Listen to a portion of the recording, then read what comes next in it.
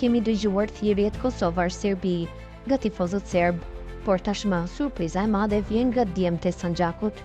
Në një kohë kur nacionalizmi serb ende mbizotëron në shumë stadiume të Ballkanit dhe thirrjet kosovar-serbi janë bërë të zakonshme nga tifozët serb, një zë i papritur dhe tepër i fuqishëm u dëgjua nga Sandžaku.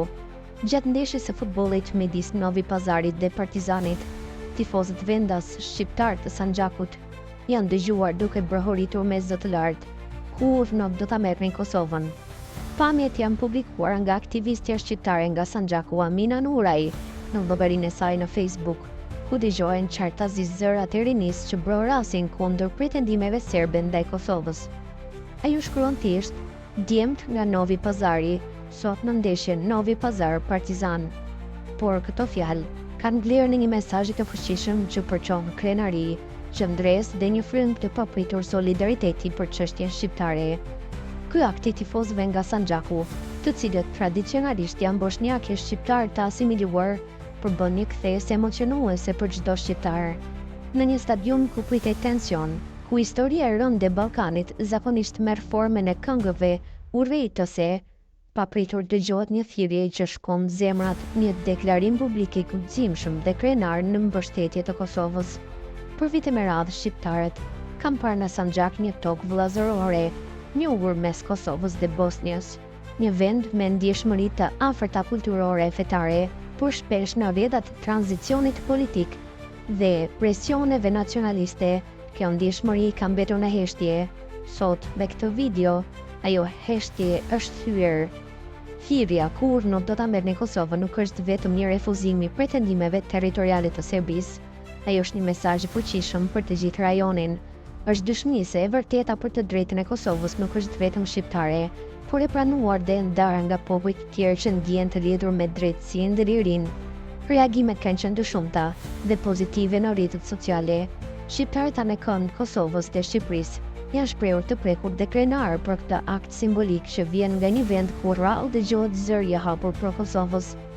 E papritur dhe jashtëzakonisht e bukur, djemtë shqiptarë të Sandžakut janë me ne, shkruan një përdorues në Facebook.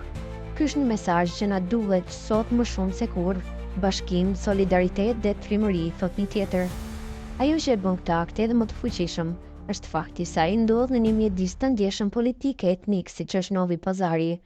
Të dalësh në një stadium ku historia e dhimbshme e rajonit ende jeton në kujtesën e njerëzve, e të brohorasësh për Kosovën kërkon guxim, kërkon bindje të thellë se liria është më e fortë se frika dhe se drejtësia nuk njeh kufi as heshtje. Në këtë kohë kur politika shpesh dështon të ndërtojë ura bashkëpunimi mes popujve, janë pikërisht veprimet spontane të qytetarëve, të rinisë, të njerëzve të zakonshëm që përçojnë shpresë. Djemtë shqiptarë të Sandžakut me thirrjen e tyre jo vetëm që ndalin për një çast propagandën e zakonshme nacionaliste që shpesh dominoi stadiumet në Serbi, por sollën një rrezë dritë në një hapësirë ku rrallë ka ndodhur diçka e tillë.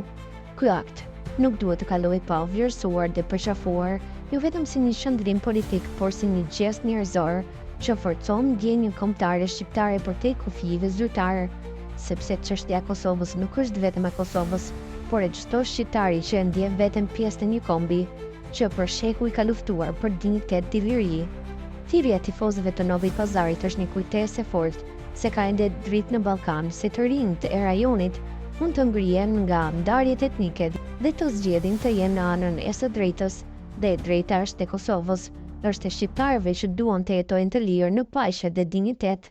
Në fund të ditës, një brohoritje e tillë nuk është thjesht një fjali, është një akt dashurie, një gjest i guximshëm që meriton respekt dhe falënderim.